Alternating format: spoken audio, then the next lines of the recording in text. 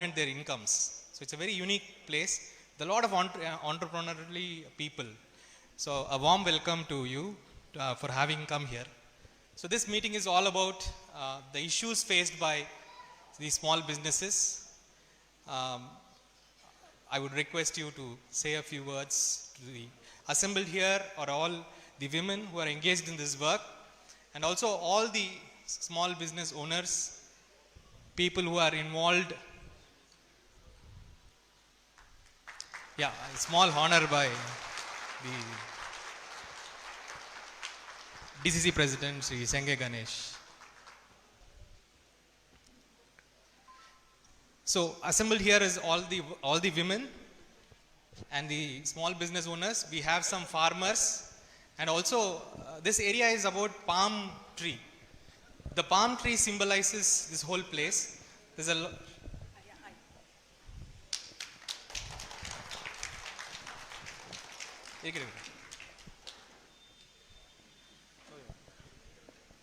this is a Tirupur.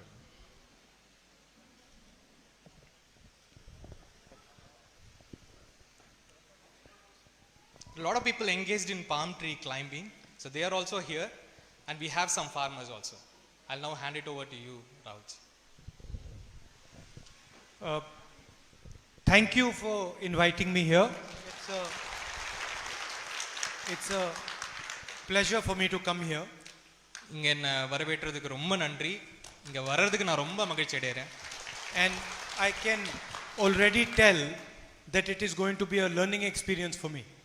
இங்க இருக்கிறவங்கள பார்த்தாலே எனக்கு புரியுற விஷயம் என்னன்னா, இன்னைக்கு நான் நிறைய இங்க இருந்து கத்துக்கிட்டு போவேன்றது எனக்கு தோணுது. Because there is a lot of wisdom that you have, understanding that you have, that I am interested in understanding as well. ஏன்னா உங்ககிட்ட இருக்கிற அந்த அறிவும் அந்த அனுபவமும் வந்து எனக்கு நிறைய விஷயங்களை நீங்க இன்னைக்கு கத்துத்தர போறீங்கன்னு நான் எதிர்பார்க்கிறேன். One of the biggest challenges in front of our country today is job creation. Our youngsters are unable to get jobs. இன்னைக்கு நம்ம நாட்டு முன்னாடி இருக்க ஒரு முக்கியமான பிரச்சனை என்னன்னு பார்த்தோம்னா, நம்மளுடைய இளைஞர்களுக்கு வேலை கிடைக்கிறது இல்ல. நம்மளால வேலைகளை வந்து உருவாக்க முடியல நம்ம குழந்தைகளுக்காக. And the only way for a country like India to get jobs is to make our small businesses and middle-sized businesses more powerful, is to make our farmers more effective. நம்ம இந்த வேலைகளை நம்ம குழந்தைகளுக்கு உருவாக்கி கொடுக்கணும்னா அதுக்கு ஒரே ஒரு வழிதான். இந்த சிறு தொழில்களை நம்ம வளர்க்க வேண்டும். இந்த சிறு தொழில்கள் தான் வேலைகளை கொடுக்கிற ஒரு தொழில். அதை வளர்க்காவிட்டால் நம்மளால வந்து நம்ம குழந்தைங்களுக்கு ஒரு வேலைகளை ஏற்படுத்தி கொடுக்க முடியாது. Because bulk of the jobs that are created in our country or in any country are created by small and medium businesses. ஏன்னா எந்த ஒரு நாட்டிலையும் ஒரு மிகப்பெரிய வேலை வாய்ப்புக்கு உருவாக்கி கொடுக்கிறது வந்து இந்த சிறு தொழில்கள் தான். So I don't want to come here and tell you only what I think. இங்க வந்து நான் என்ன யோசிக்கிறேன்றது மட்டும் நான் உங்களுக்கு சொல்ல விரும்பல. I'm also interested in listening to what you have to say. நீங்க என்ன எனக்கு சொல்ல போறீங்கன்றதுல தான் எனக்கு அதிகமான ஒரு நாடல் இருக்கு. And I'm happy to see that there are quite a few women here today. இன்னைக்கு இத்தனை பெண்கள் இங்க வந்திருக்கிறது எனக்கு மீண்டும் ஒரு மகிழ்ச்சியை கொடுக்கிற ஒரு விஷயமா இருக்கு. And women have a unique perspective, so I am also interested in hearing their perspective. பெண்களுக்கு இருக்க பார்வையே ஒரு தனி பார்வை, ஒரு புரிதல் உள்ள பார்வை. அந்த பார்வையை எனக்கு நீங்க இன்னைக்கு புரிந்து கொடுப்பீங்கன்றதை என்னோட எதிர்பார்ப்பு. So please let us start. ஆரம்பிக்கலாம். I've just interacted and collected some names, Ralji, so that these questions come from the right places. Kannammal amma.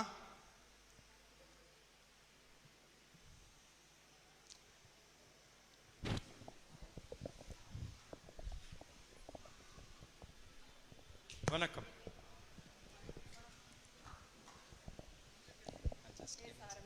நீங்க என்ன தொழில் செய்யறீங்கன்னு சொல்லுங்க. பேரை சொல்லிட்டு நீங்க என்ன தொழில் செய்யறீங்கன்னு சொல்லுங்க. பேர் கனகம்மாள்.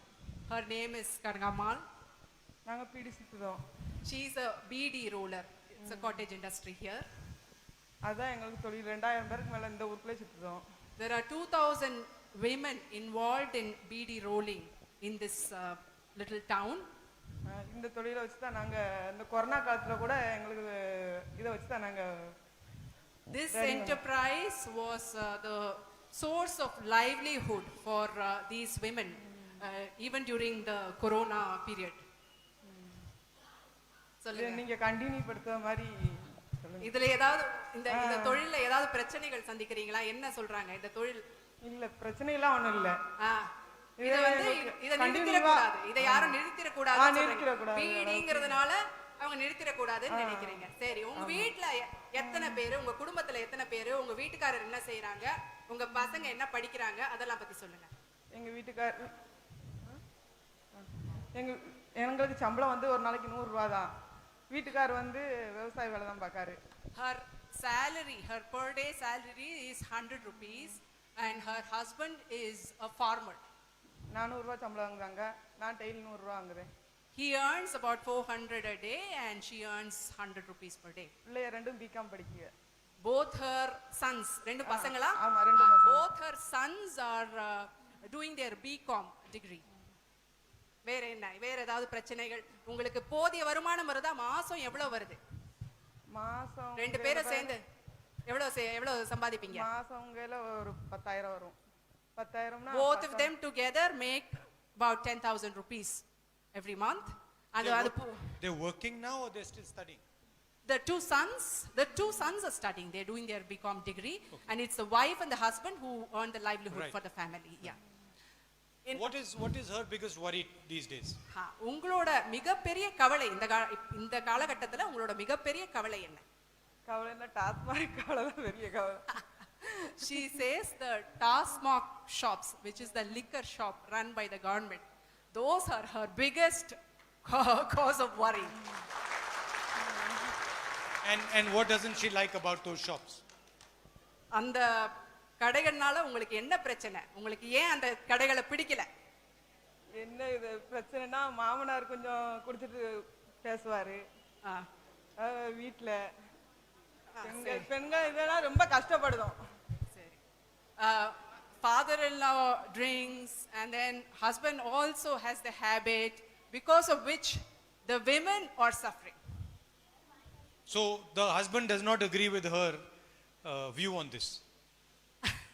உங்க வீட்டுக்காரர் வந்து நீங்க இந்த மாதிரி பேச போறீங்க, இந்த மாதிரி சொல்ல போறீங்கன்னு தெரியுமா அவருக்கு? அவர் ஒத்துப்பாரா நீங்க பேசுறத? This is a problem I've noticed. When I ask this question to the women, they have one answer, and when I ask the question to the men, sometimes when they're in front of the women, they have the same answer, but mostly they have a different answer. இந்த பெண்கள் கிட்ட கேட்டா இந்த கேள்விய எப்பவுமே ஒரே answer தான் கொடுக்கறீங்களா? ஆனா ஆண்கள் கிட்ட கேட்டா ரெண்டு விதமான பதில் வருதான். ஒரு பதில் பெண்கள் இருந்தாங்கன்னா, அவங்க வீட்டுல மனைவி கூட இருந்தாங்கன்னா ஒரு பதில் கொடுக்கறாங்களா, இல்லாட்டி வேற ஏதோ அடிச்சு விடுறாங்க. But I can understand from her perspective why it's a problem. உங்களுக்கு இது ஏன் இவ்வளவு பெரிய பிரச்சனை அப்படிங்கிறது அவருக்கு புரியுது. So what is her suggestion? நீங்க உங்களுக்கு ஏதாவது சஜஷன் இருக்கா? நீங்க இதுக்கு ஏதாவது ஒரு சொல்யூஷன் வச்சிருக்கீங்களா? இதை எப்படி தீர்வு காணலாம் அப்படிங்கிறதுக்கு ஏதாவது உங்கள்ட்ட சொல்றதுக்கு நீங்க அவங்களால தான் முடியும். யாரால முடியும்? அவங்களாலனா யாரால? செவுச்சு வந்தா தான் முடியும். யாரு? நீங்க செவுச்சு வந்தா தான் முடியும். She says the only way this can be solved is if you win and if you come to power. But I can notice that this side is clapping on the liquor question slightly stronger than this side. இந்த side வந்து இருக்கிற பெண்கள் நிறைய கை தட்டுறீங்களா இந்த ஆன்சருக்கு? ஆனா இந்த side இருக்கிறவங்க இந்த பதிலுக்கு அவ்வளவா கை தட்ட மாட்டேங்கிறீங்களா? ஏன்?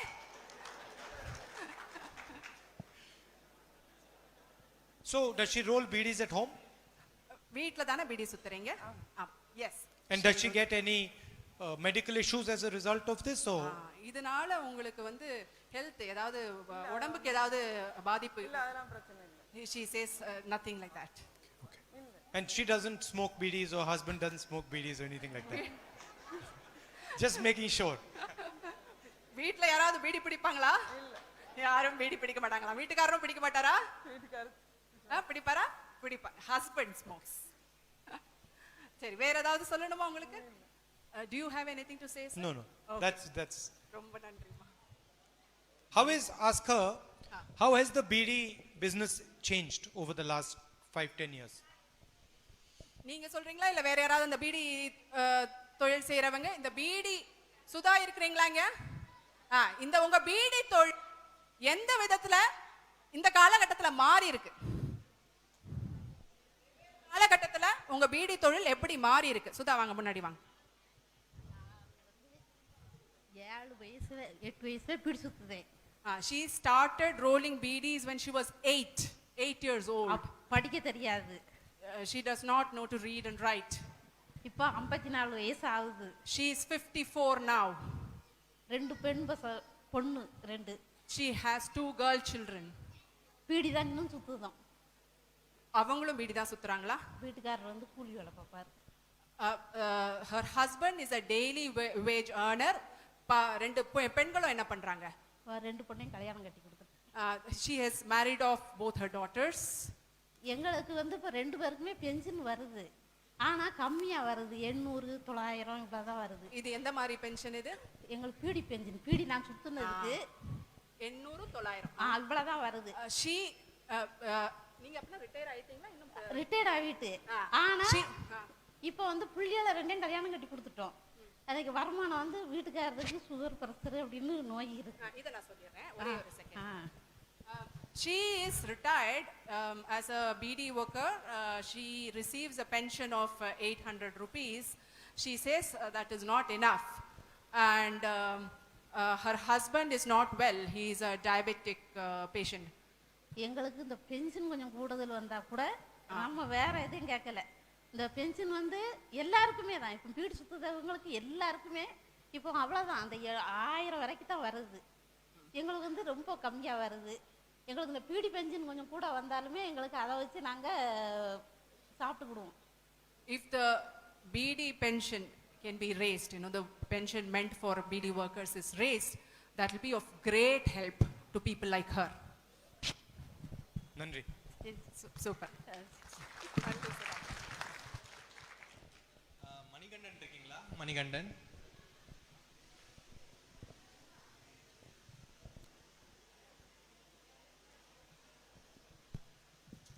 சார், அண்ணே வணக்கம். அண்ணே ராகுல் அண்ணே வணக்கம். வணக்கம். உங்களை எங்களோட ஊருக்கு லெமன் சிட்டிக்கு உங்களை அன்புடன் வரவேற்கிறோம். We welcome you to the Lemon City. Thank you. Puliyangudi lemon city தான். எங்களுக்கு ஒரே 2 பிரச்சனை இருக்கு. ஒன்று வந்து விவசாய பொருட்களை நெல் மக்காச்சோளம் வந்து இங்கே மேஜராக நாங்கள் பயிர் செய்து கொண்டிருக்கிறோம்.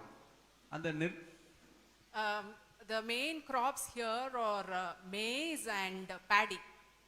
அந்த 2 பொருளுக்குமே நாங்கள் விளைய வைக்கும் போது விலை வந்து ரொம்ப அதிகமாக இருக்கு. நெல் வந்து 1450 ரூபா 73 கிலோவுக்கு வாங்குறாங்க. மக்காச்சோளம் வந்து 101 கிலோவுக்கு வந்து 1750 ரூபா 800 ரூபா வரைக்கும் இருந்துச்சு. ஓகே.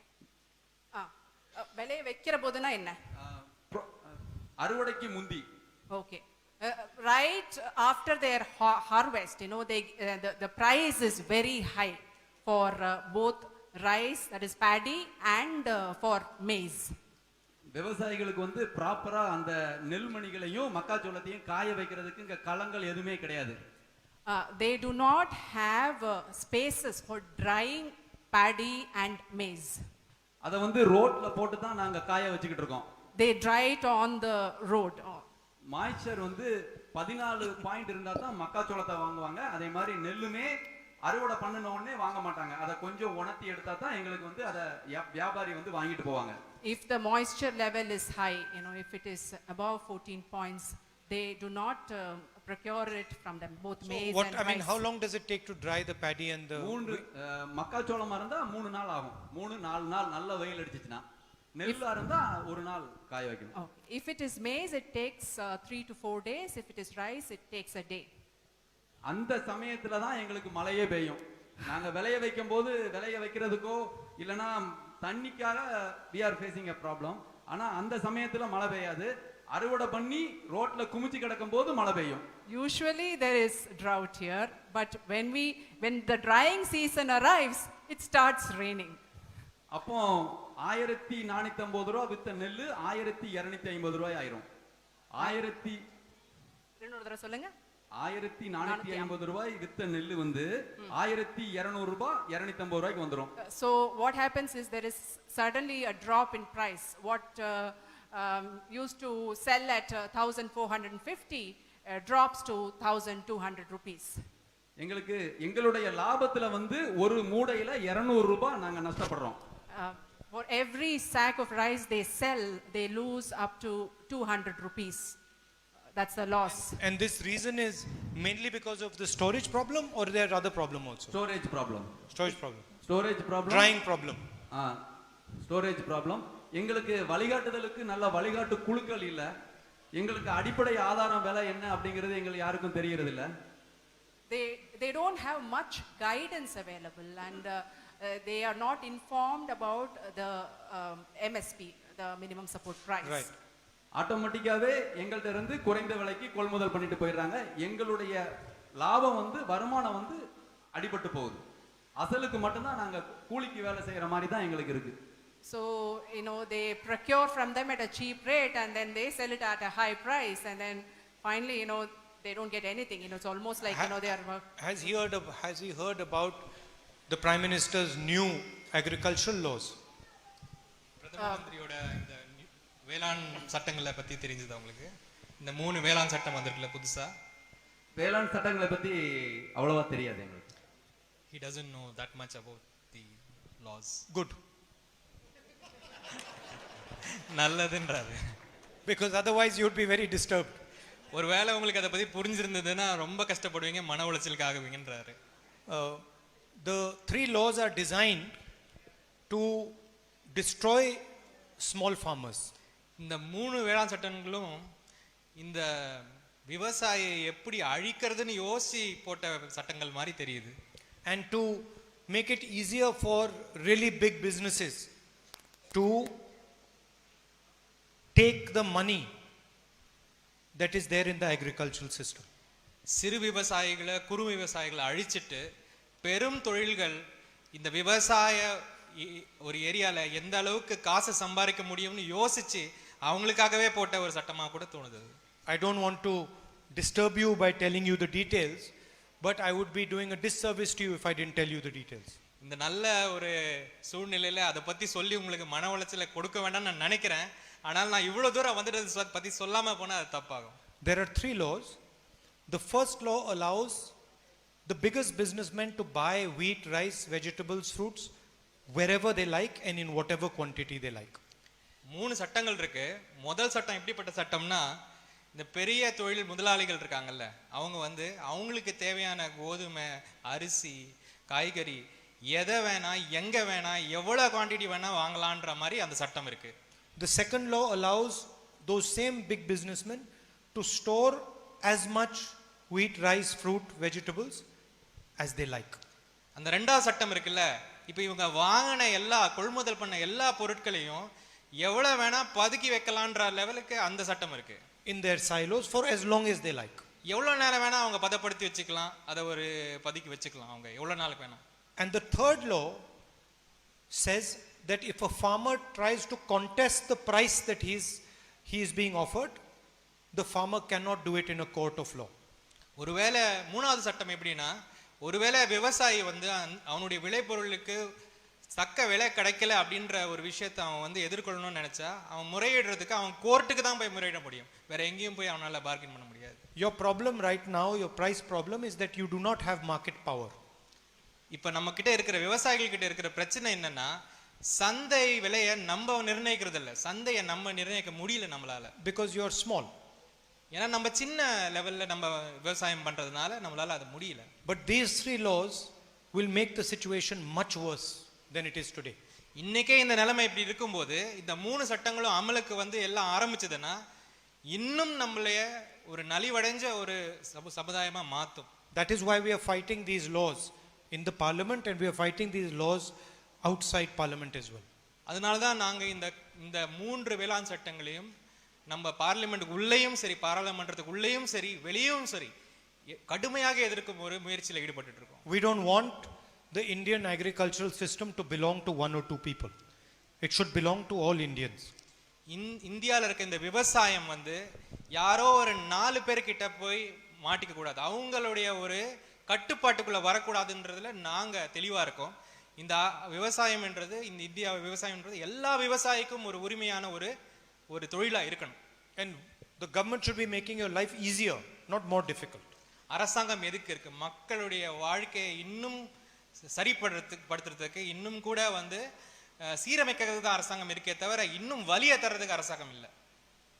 எங்களுடைய வாழ்வாதாரத்தை பெருக்கிறதுக்கு நீங்க ஆட்சிக்கு வந்தா தான் எங்களுடைய விவசாயிகளுடைய வாழ்வாதாரம் வந்து உயரும். கண்டிப்பா. He's saying that the only hope that they have is that if you come to power, they will see that light of the day for the farmers. Yeah, but that is true. But they also have to realize the forces that are aligned against them. அது சரிதான். ஆனா ஒரு விஷயம் உங்களுக்கு புரியணும். இன்னைக்கு காலகட்டத்தில் உங்க சுத்தி என்ன நடக்குது, எந்த சக்திகள் எந்த விதமா உங்களுடைய வாழ்வாதாரத்தை கெடுத்து கொண்டிருக்கின்ற விஷயமும் உங்களுக்கு புரிதல் இருக்கணும். For example, media in India is not owned by farmers or by small and medium business people.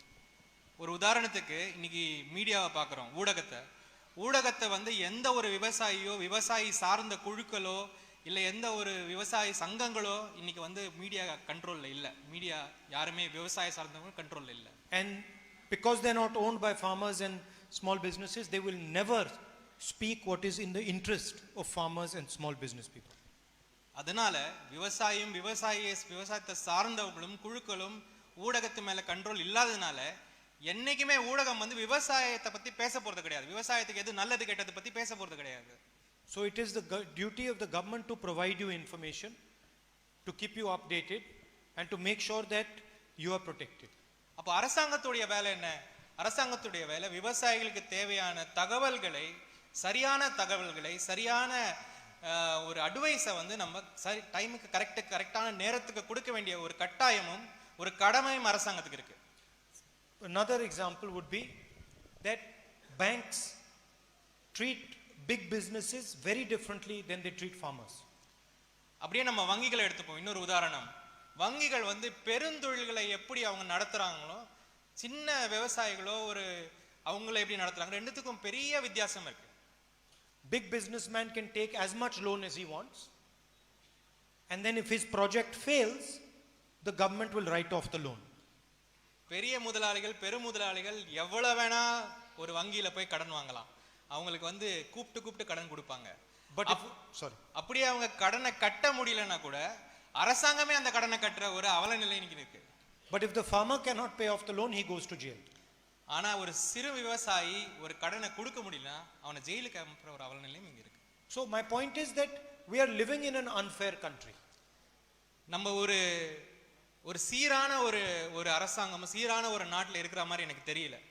And the biggest unfairness is against our farmers.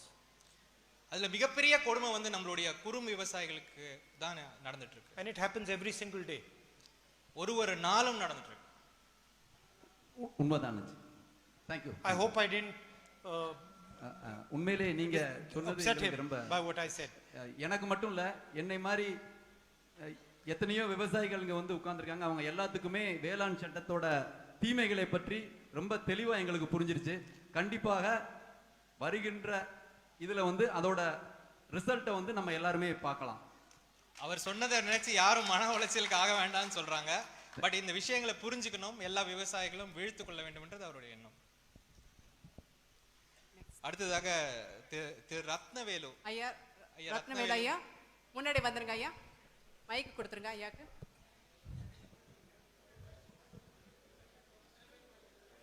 ஐயா முன்னாடி வந்துருங்க, முன்னாடி எப்படியாவது அவங்க கொஞ்சம் வழி விடுங்க எல்லாரும்.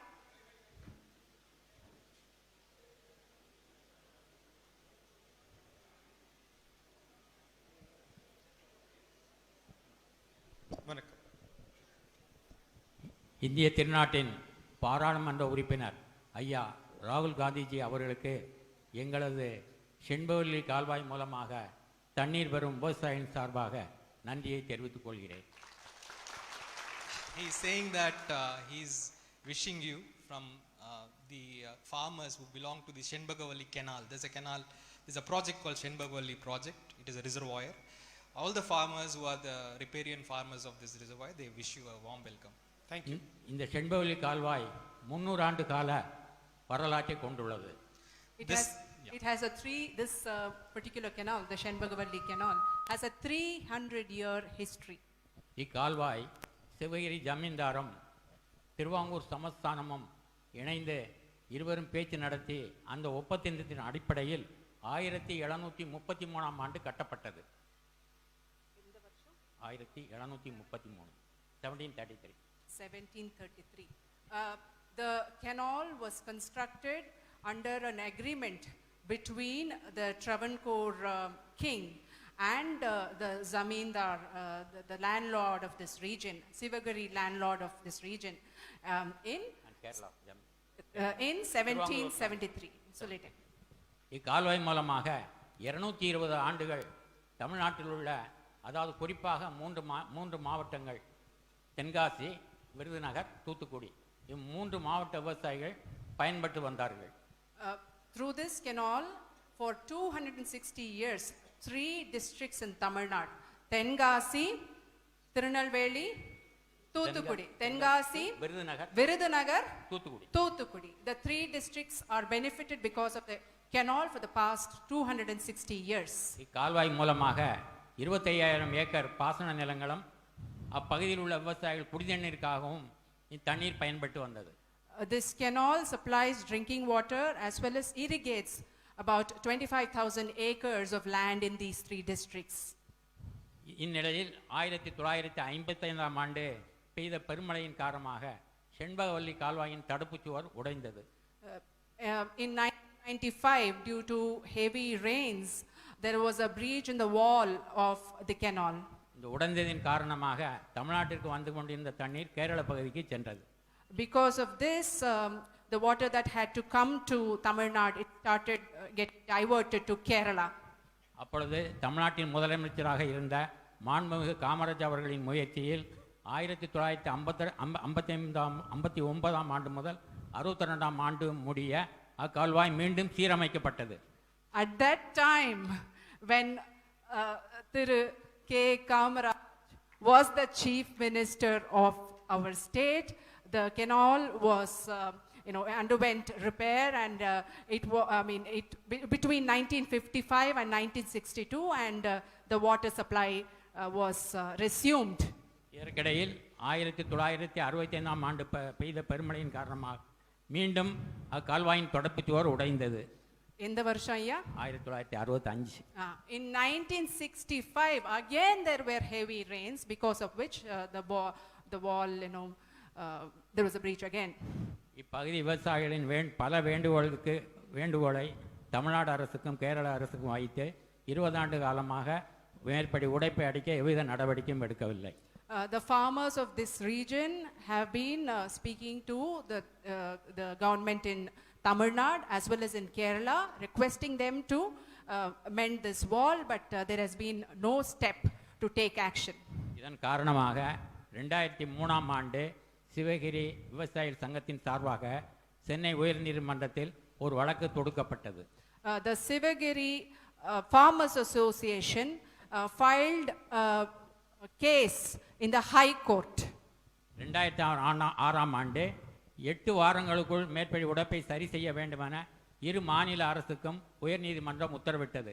In 2006, the court ordered that the wall has to be constructed within 8 weeks. 8 weeks. ஐயா ஒரு இந்நிலை சீக்கிரமா முடிச்சிருவோம். என்ன கேள்வி அப்படினா, இந்நிலையில் பல கோரிக்கைகளை வைத்தும் இது நாள் வரை மேற்படி உடைப்பை சரி செய்யாததால் மூணு மாவட்ட விவசாயிகள் பாதிப்பதோடு மக்களும் குடிநீருக்காக மிகவும் கஷ்டப்படுகிறார்கள். ஆகவே அந்த உடைப்பை சரி செய்ய தாங்கள் நடவடிக்கை எடுக்க வேண்டும் என்று இப்பகுதி விவசாயிகள் சார்பாக உங்களை வேண்டி விரும்பி கேட்டுக்கொள்கிறோம். The issue is it's a small breach in the reservoir. They say it's only 100 meters, and in spite of the court order, no action has been taken to repair it. All the people of 3 districts are collectively requesting that this issue be taken up. Okay, we can study the issue. நம்ம இந்த விஷயத்தை பார்த்துட்டு படிச்சிட்டு கண்டிப்பாக உங்களுக்கு மனு கொடுத்துருக்கோம் ஐயா. I He's have given a received a petition. petition. I'll look at your petition. Thank you sir, thank you sir. Thank you. ரொம்ப நன்றி ஐயா. அடுத்ததாக Ravi. Ravi is in this side, to your right, Rahulji. He is a traditional palm climber. And this is actually a very unique thing about this place, this palm tree. This one? Yeah, this is the products of the palm tree. பேசுங்க. ராகுல்ஜி, என்ற பேர் ரவி. நான் சேந்தமரம் பக்கத்தில் பேலப்படா கிராமத்தில் நுங்கு பதினீர் வியாபாரம் பார்க்குறவங்க. எங்கள் சமுதாயத்தில் காமராஜர் காலத்தில் இந்த நுங்கு பதினி தொழில் நல்லா இருந்துச்சு. அப்போ நுங்கு பதினி மரம் ஏறதுக்கு நல்ல சம்பளம் கிடைக்குது. இப்போ யாருமே இதை பார்க்கறது இல்லை. He says that he does this occupation, climbing the palm tree and using the products of the palm for his livelihood. He's saying during Kamaraj's period that there was enough sort of support given to this occupation, but right now everything is lost. இந்த பதினீர் விற்க தமிழ்நாடு மொத்தம் நல்ல permission கிடைக்கணும். பதினீர் ஏறதுக்கு மக்களுக்கு பல நன்மைகளை கொடுத்தா தான் பணம் ஏறுவாங்க. காலையிலையும் ஏறணும், சாயங்காலம் ஏறணும். இதெல்லாம் கெட்டிக்கிட்டு தான் மேலே பனைக்கு ஏறணும். அந்த கம்பு, அருவாப்பெட்டி, இந்த பானை இதெல்லாம் கொண்டுட்டு மேலே ஏறி கீழே இறங்கி சாயங்காலம் ஈவினிங்கும் ஒருக்க ஏறணும். அதெல்லாம் ரொம்ப கஷ்டமாக இருக்கும். அதனால் யாரும் ஏற மாட்டாங்க, சம்பளம் கட்டலை. So one of the product is this padanir, which is a fresh extract out of the palm tree. So this it's a liquid. It's a sap which comes out of the palm tree. It's called padanir when it is fresh. And so climbing it in the morning to cut and then to collect it in the evening, 2 times they have to climb this tree. And right now there is no remuneration for climbing these trees, and very less. So it's become very difficult for him to sort of. And what is this? This is the Heart of the palm. Yes, heart of the palm. If you open this, we'll get 3 or 4 pieces like that. Okay. And that is the shoot which comes out. And that is the shoot. Okay. Yeah, this is consumed and it's very nice, good for health. இந்த நொங்குலேருந்து வரது முளைஞ்சு போனால் தான் பனங்கிழங்கு. அந்த பனங்கிழங்கு முளைச்சி வந்தால் தான் பனைமரம். ஆனால் பனைமரத்தை அழிச்சிட்டு வந்துட்டாங்க. காரணம் இப்போ கூலி இல்லை. கூலி இருந்தாலும் அது தக்கடி ஏறதுக்கு இல்லை. கல் கட்டுறாங்கன்னு சொல்லி போலீஸ்காரங்க வந்து அவுத்து கம்மி சொல்லுவாங்க. அதெல்லாம் ரொம்ப கஷ்டமாக இருக்கும். So this palm grows from that very small panangirangu. That shoot there. That shoot there, yeah. And then right now what he is saying is because of there's no support for this trade, this entire palm tree numbers itself has come down. And one more issue is that what he is pointing out is this, when it is taken fresh, it's good. And a day or two this gets fermented and it becomes toddy. And toddy is actually a banned substance that the police is come always behind. So whenever they collect something and come down, the police always Harasses them. Harasses them for. So considering this drink when it's not fermented is it's a regular regular drink. பதினி வந்து ஸ்வீட்டாக இருக்கும், உடம்புக்கு நல்லது, இயற்கை உள்ள பொருள். இதெல்லாம் குடித்தா உடம்புல எந்த நோயுமே வராது. இதெல்லாம் அழிய போய் தான் இன்னைக்கு நோயே சந்திச்சுட்டு இருக்கோம். He's saying this is a very nice product, sweet and is very good for health. And he's saying nowadays all these diseases are because we stopped consuming such things. So how many farmers in his area grow this? எவ்வளவு பேர் இந்த மாதிரி பனைமரம் ஏறி இதை எடுக்கிறாங்க? எங்க கிராமத்தில் வேலப்படா கிராமத்தில் 500 பேருக்கு மேலே இருந்தாங்க. இப்போ நல்லா இருக்கு 10 பேர் தான் இருக்கிறாங்க. There were 500 farmers who were engaged in this occupation. Now there is only 10. Only 10. Only 10. இப்போ தமிழ்நாட்டில் சென்னையெல்லாம் கொண்டு விற்கிறோம். And he sells this stuff locally? இதை நீங்க வந்து இங்க லோக்கல்ல தான் விக்கிறீங்களா? இது நான் கடையாக வச்சிருக்கேன் சுரண்டையில். நான் நேச்சுரலாகவே நான் என் மனச்சாட்சிக்காக இன்னைக்கு வரைக்கும் துரோகம் பண்ணி நான் பயணி விற்க மாட்டேன். நல்ல பதினியாக சீக்கு மட்டும் இல்லை எல்லா மக்களுக்கும் கொடுக்க என்னுடைய ஆசை. அந்த பயணி நேச்சுரலாக தான் கொடுப்பேன். கொடுத்தாலே புரியும், நல்லா இருக்கும் பயணி. So he sells it locally in that Surandai. There is a small. தமிழ்நாடுக்கு சென்னைக்கு அனுப்புறேன். டெய்லி 3 கேன் பயணி ஒரு 110 லிட்டரு சென்னைக்கு ஈவினிங் 7 மணிக்கு ஆப்பிள் வண்டியில் ஏற்றுவேன், ஏவிகே வண்டியில் ஏற்றுவேன். திருமலை வாசன் பஸ்ஸில் ஒரு 1000 காய் நுங்கு பையனீர் இந்த ரெண்டுமே நான் ஏற்றுவேன். அங்கே இருந்து அங்கே தங்கி யாரும் பார்ப்பாங்க. He also sends it to Chennai for trade. Small quantity. So how much quantity does he grow? எவ்வளோ இப்போ உங்களுக்கு வந்து விளையுது? இப்போ நுங்குன்னு பார்த்தோன்னா எவ்வளோ விளையுது? இந்த காய் நான் சென்னைக்கு ஏற்றி விடுவது 12 ரூபாய்க்கு ஏற்றி விடுறேன். அவங்க 12 ரூபாய்க்கு மேலே லக்கேஜ் இருக்குது. ஒரு நாளைக்கு எத்தனை காய் இறக்குறீங்க? நாங்கள் ஒரு குறைஞ்சது ஒரு 50,000 காய் எங்கள் ஊர் சேல்ஸ் ஆகும். 50,000 எங்கள் ஊரில் 500 குடும்பம் இருக்குது. ஆனால் இப்போ நுங்கு தான் ஏறதான 17 ஏழுக்கு ஆள் இல்லை. அது காமராஜர் காலத்துலேருந்து அழிஞ்சிடுது. அந்த சமுதாயத்தில் பணம் ஏறதுக்கு ஆள் குறைஞ்சிருக்கான கூலி இல்லை. So 50-60 of this he brings every day down and he sells it. But this is completely lost. There's no people who can climb and extract this padanir. Okay. this even So today this doesn't come from the fruit. This comes from from the tree. அந்த மரத்துடைய அந்த வெட்டினா தான் அது வரும்ல பாலையில் பாலையில சீவி எடுக்கிறது. have to cut a small thing and then the sap comes out and you have to collect it in the evening. சுண்ணாம்பு போட்டு எடுத்தா பதநீர், சுண்ணாம்பு போடாம எடுத்தா கல்லு.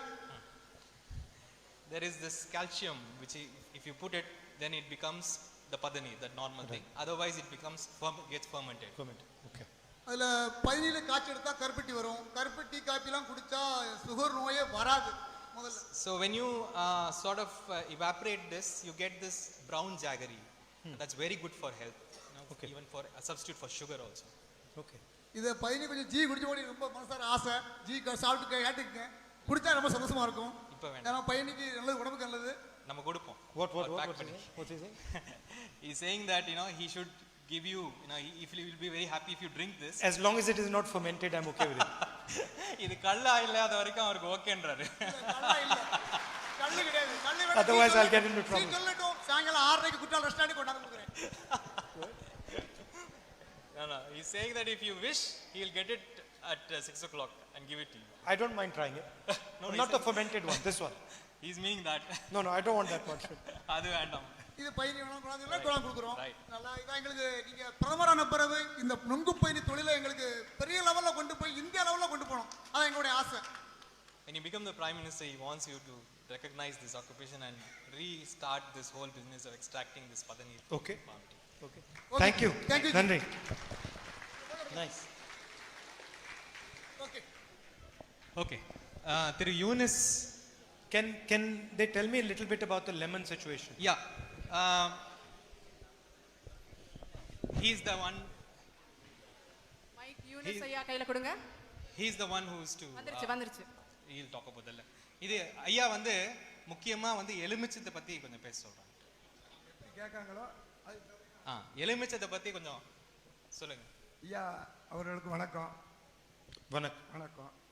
உங்க குடும்பத்துக்கு எனக்கும் ஒரு 3 தலைமுறையா பழக்கம் இருக்கு. He's saying that he has a relationship with your family for 3 generations. 1980 அல்லது 81 கிங் அப்துல் அஜீஸ் தமாம் சவுதி அரேபியாவில் ஐ எம் ஒர்க்கிங். இந்திரா அம்மையார் வந்து கடல் நீரை சுத்திகரிக்க வந்தாங்க. அப்போ நாங்கள் இந்தியா தேசிய கொடியை ஆட்டினோம். 80-81 he was in Saudi Arabia. Madam Indiraji had come to Saudi Arabia to see how she can convert sea water into drinkable water. So he waved the flag seeing her. Nice. அதில் அம்மா ஒரு வார்த்தை சொன்னாங்க. எங்களை எல்லாரையும் பார்த்து இந்தியர்ஸ் 1800 பேர் இந்தியர்ஸை பார்த்து சொன்னாங்க, உங்களுக்கெல்லாம் நம் தாய் நாட்டில் வேலை கொடுக்க முடியவில்லை, அதை நான் ரொம்ப வருத்தப்படுகிறேன்னு சொன்னாங்க. What happened?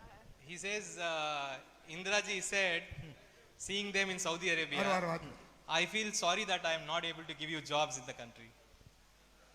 ஒரு தாய் தன் மகனுக்கு எப்படி சொல்லணும் என்பது எனக்கு குழந்தை வந்த பிறகு அந்த சொல் எனக்கு என்னங்க தெரிஞ்சது. He only understood the emotion behind it when he became a father. So he saw a mother's words in that. அடுத்து 92ஆம் ஆண்டு தாங்கள் தகப்பனார், தாங்கள் தாய், தாங்கள் சகோதரி இந்த ரோட்டு வழியா வந்தீர்கள். In 92 your sister, father, mother, everybody passed through this road. அருகில் உள்ள வாசுதேவநல்லூர் ஜமாத் சார்பில் நான் வரவேற்பு கொடுத்தேன் அப்பாவுக்கு. On behalf of the Vasudev Nallur's Jamaat, they gave a reception to you on the road. இப்பொழுது உங்களுக்கு வரவேற்பு கொடுத்திருக்கேன். இது இறைவன் கொடுத்த எனக்கு ஒரு பாக்கியம். Now today he is welcoming you, so he's. Thank you.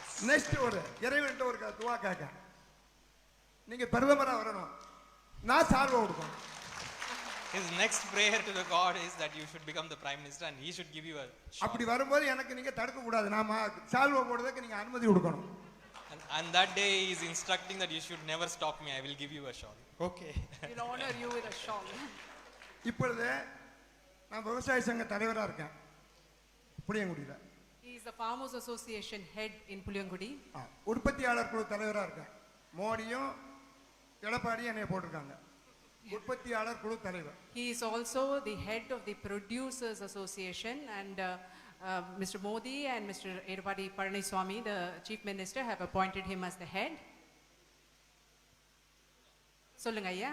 ஆர்வலர் குழு தலைவர், எலுமிச்சை உற்பத்தி ஆர்வலர் குழு தலைவர் நான் தான். எலுமிச்சை உற்பத்தி ஆர்வலர் குழு தலைவர். Okay, the lemon producers enthusiasts, they have an association. He is also the head of that association. இதுல இந்த ஆசியா கண்டத்திலே ஈரான் மட்டும் first lemon. Okay, in the whole of Asia, Iran is the biggest producer of lemon. Iran. Iran. Next Not China? இல்ல நாய் கிடையாது. இல்லையா? Next first Iran. Next China. Next கிடையாது. Next India, Next India. Tamil Nadu, Puliyangudi. Okay. No, so after first Iran, then India, then Tamil Nadu. Puliyangudi. Puliyangudi. So what percentage of India's lemons are produced here? எத்தனை சதவீதம் இந்தியாவோட மொத்த எலுமிச்சை உற்பத்தியில எத்தனை பெர்சன்டேஜ் வந்து இங்க நீங்க உற்பத்தி பண்றீங்க? இங்க இருந்து வளைகுடா நாடு அனைத்துக்கும் நாங்க உற்பத்தி ஏற்றுமதி பண்ணுவோம். Okay, they send it to all the Middle Eastern countries from here. They export lemon from here to the Middle Eastern countries. இப்போ 4 வருஷமா ஏற்றுமதி கம்ப்ளீட்டா இல்ல. There is no export happening for the past 4 years. Why? 1 kg எங்களுக்கு 60 ரூபாய்க்கு போகும். ஒரு KG 60 ரூபாய்க்கு போகும். இப்போ 1 kg 15 ரூபாய் 20 ரூபாய். Earlier they used to sell a kg for ₹60 and now they get only ₹15. But why is there no exports? ஏன் ஏற்றுமதியை நிறுத்தி வச்சிருக்கீங்க? 1 கோடி ரூபாய் ஏற்றுமதி பண்ணா 28 லட்சம் ரூபாய் ஜிஎஸ்டி வரி கட்டணும். If they export for 1 crore, they have to pay a GST of 28 lakhs. இதுல இந்த பணம் அரபு நாட்டுக்கு போனா தான் அவங்க நல்லா இருக்குன்னு சொன்னா தான் நமக்கு பைசா. And they get their money only if their whatever they send there and it sells and they like it. I mean, they don't receive their money until that happens. அப்படி இல்லனா அவங்க அழுகி போச்சுனா கடல்ல கொட்டிடுவாங்க. If it ripes and if it gets spoiled, then they just throw it in the sea. So basically he's saying that GST destroyed his business. GST னால உங்க தொழிலே சுத்தமா முடங்கி போச்சு தொழிலே அப்படிங்கறீங்க. நாடே ஒம்பா போச்சு. GST னால the whole country is completely, is facing a disaster because of GST. நாடே அடுத்தாப்புல இந்த எலுமிச்சைக்கன்று இங்க நீங்க எக்ஸ்போ அது ஐயா சந்தியா பாருங்க முடிஞ்சு. சரி.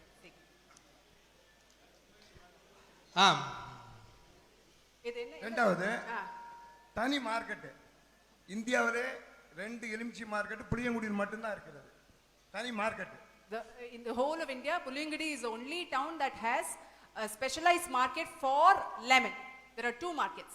அதனால புளியங்குடியை ஏற்றுமதி மண்டலமாக அறிவிக்க வேணும். So தாங்கள் பிரதமரா வந்ததும். Okay, as soon as you become the prime minister, we request that Puliyangudi is made an export zone for lemon. What type of lemons do they have here? இந்த எலுமிச்சையில ஏதாவது வகைகள் உண்டா? எந்த மாதிரி வகை இங்கே இருக்கு? இங்க இருக்குது ஒல்லி நாடு, சிட்ரிக் அமிலம் கூடுதலா இருக்கு.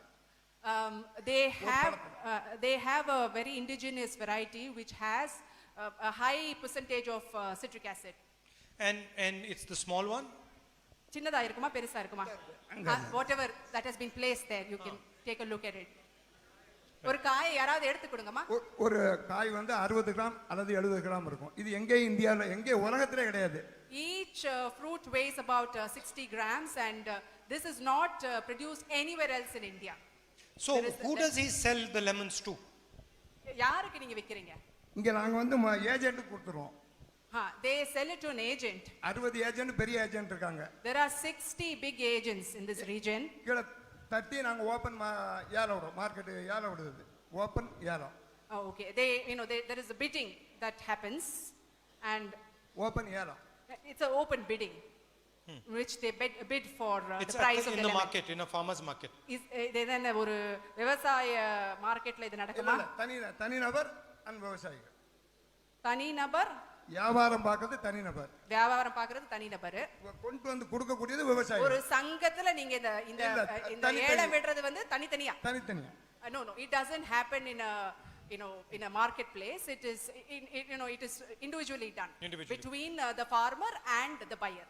And what is this lemon used for? Which is the main use of this lemon? இதை எதுக்கெல்லாம் உபயோகப்படுத்துவாங்க இந்த இது அனைத்துக்கும் உபயோகப்படுத்துறாங்க. அனைத்துக்கும்னா என்னென்ன? அனைத்து மாத்திரைகளுக்கு நம்ம சாப்பிடக்கூடிய மாத்திரைகள் அனைத்துக்கும் இதை போடுறதுனால தான் அந்த மாத்திரை கிடமாட்டுக்கு. He says some of the drugs use lemon, you know, the medicines, where it is used for, it is used for producing drugs. Surf பொடி, சர்ப்பு சோப்பு, Detergent and குளிக்கக்கூடிய soap, குளிக்கக்கூடிய ஆயில், oil and shampoo. அனைத்தும். For all those items. குழந்தைகள் டானிக்கு, there's children's tonic, you know, cough syrup. And is it seasonal or is it all year round? இது ஒரு சீசனலா, ஒரு சீசன்ல தான் விளையுமா, எல்லா சீசன்லயும் விளையுமா? அது எல்லா இடத்துலயும் சீசனுக்கு மட்டும் விளையும். ஆனா புளியங்குடி மட்டும் கிட்டத்தட்ட 25,000 சதுர கிலோமீட்டர்ல புளியங்குடி சுத்து வட்டாரத்துல மட்டும் எப்பொழுதும் காய் 300 டன் 400 டன் வாங்கலாம். Okay, in other regions it's seasonal, but not in Puliyangudi, here, this place. Here you can procure it any time throughout the year. வேற எங்க இந்தியாவுல வாங்க முடியாது. You won't get it like this anywhere else in India. அடுத்து ஐயா சுற்று வட்டாரத்துல இன்னும் ஒரு ஐயா இங்க குயிக்கா சொல்லுங்க. இந்த சுற்று வட்டாரத்துல இது முக்கியமான சுற்று வட்டாரத்துல பூ, இந்த பூ மட்டும்தான் அவங்க விளையும். ஒல்லி எலுமிச்சி, அதுக்கு அங்கிட்டு பூ. And this is also the biggest producer of flowers, jasmine flowers, right? Mallige. இதுக்கு நம்ம வந்து ஒரு செண்டு தொழிற்சாலை வைக்கணும். He wants a perfume factory to be set up, perfume, so that the flowers can be processed. இந்த ஏற்றுமதி வெளிநாட்டுக்கு ஏற்றுமதி இல்லாத நேரத்துல எலுமிச்சியோ பூவோ சொல்லி முடிங்க. இந்த எங்களுக்கு ட்ரெயின் வசதி இந்த ஏரியாவில் எங்கேயுமே கிடையாது. Okay. Why doesn't the perfume factory set up naturally here? ஏன் வந்து இந்த சென்ட் ஃபேக்டரி இன்னும் வைக்கவும் வரல, தனியார் ஏன் இன்னும் வைக்கல? அதாவது சென்ட் தொழிற்சாலை வச்சாங்க, அதிமுக மந்திரி செந்தூர் பாண்டிய மாமா அவர்கள் வச்சாங்க. ஆனா அவங்க வந்து கொண்டு போனது இந்த பூவுக்கு சம்பந்தமே இல்லாத தலவாயூரத்துக்கு கொண்டு போனாங்க சென்ட் தொழிற்சாலை. Scent factory was set up, but it was not set up here. It was set up in another place in Talaivapuram. Talaivapuram.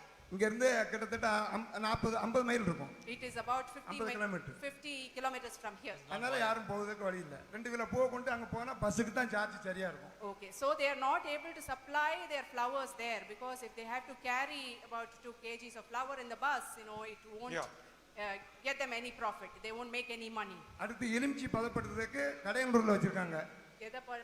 எலுமிச்சி lemon பதப்படுத்துறதுக்கு to process lemon, they have set up in Kadayanallur. அது எங்களுக்கு எந்த பிரயோஜனமும் இல்ல. There is cold storage. Okay, they have a cold storage unit in Kadayanallur. And again that's not useful to them. அத நான் செந்தூர் பாண்டிய மந்திரிட்ட நான் கேட்டேன், சம்பந்தமே இல்லாத இடத்துல நீங்க வைக்கல மாமா அப்படினு சொல்லி. நான் என் தொகுதிக்கு என்ன செஞ்சோம் சொல்றதுக்காக நான் அத அங்க வைக்கணும்னா நேரடியா. Okay, it was a minister, ADMK minister by name Sendur Pandiyan, who was involved in this project, and I went and asked him, why are you setting it up there, why not here, where you know it is being produced? And he said, no, I will do it only in my constituency, I cannot bring it here. அதனால எங்களுக்கு எந்த பிரயோஜனமும் இல்ல. So I mean, we don't get any use out of it. கடைசி கோரிக்கை கொல்லம் தீவோர் திருச்சி புது railway பாதை. எங்க இருந்து எங்க? கொல்லத்துல இருந்து திருச்சி வரைக்கும். கொல்லத்துல இருந்து திருச்சி வரைக்கும். They want a new railway line to be set up from Kollam to Tiruchi. இது லல்லு பிரசாத் யாதவோட நாங்க கொடுத்தோம் ரயில்வே மந்திரியா இருக்கும்போது. They had petitioned when Mr. Laluji was the railway minister. They had put this request to him. இந்த கோரிக்கை பரிசீலனை பண்ணப்படும் சொல்லி அவர் கொடுத்த தபால உங்களிடம் கொடுத்திருக்கு. Okay. He had promised that it will be முடிஞ்சு டைம் ஆயிடுச்சு. தயவு செஞ்சு 4 கேள்வி மேல கேட்டிட்டீங்க. It will be done, and he even sent us a letter. That letter has been handed over to us. We will hand it over to you. ரொம்ப நன்றி நன்றி நன்றி நன்றி நன்றி நன்றி நன்றி நன்றி.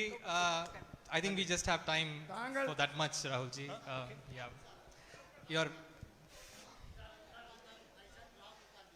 Okay. 1 minute, let me finish, then we do. அவர் பேசிட்டோம், ஐயா பேசிட்டோம். So, thank you very much for coming here today and listening to me. I got a sense of the problems that you are facing. ரொம்ப நன்றி. இங்கே வந்து இவ்வளோ நேரம் உட்காந்து எனக்காக காத்து என்னை பேச வச்சு கேட்டதுக்கு ரொம்ப நன்றி. இங்கே வந்து உங்களுடைய பிரச்சனைகளுடைய விஷயம் என்னன்றது எனக்கு புரிஞ்சுது.